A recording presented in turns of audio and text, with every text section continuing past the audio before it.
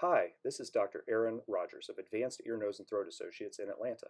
I would like to talk a little bit about balloon sinuplasty for the treatment of mild and moderate sinus infections.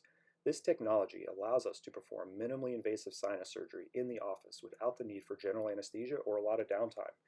The procedure is usually done at a 1 hour office visit. Most people can actually drive themselves to and from the visit. Pain is minimal, usually controlled with just an ice pack or maybe Tylenol or Advil the day of the procedure. Most people go back to work or exercise the next day.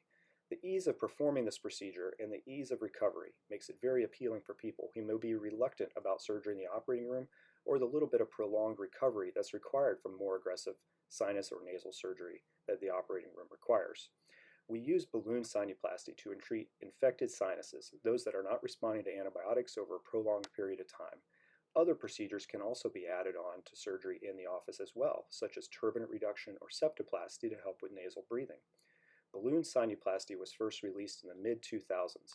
I trained on some of the first procedures, which at the time were done only in the operating room, using all kinds of equipment that could barely even fit into a truck.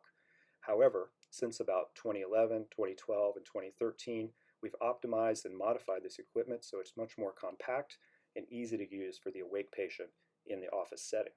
I actually did some of the first balloon sinuplasty procedures before this more optimized equipment was developed back in 2010. The equipment that we use uses a fine guide wire that allows us to find the natural sinus openings, usually only about a millimeter or so. The guide wire then allows us to pass a larger balloon over this and inflate it so that the diameter of the natural opening is enlarged to 6 or 7 millimeters after the procedure. This allows us to ventilate and irrigate the sinuses and allows for better improved breathing, airflow, and clearance of sinus infections.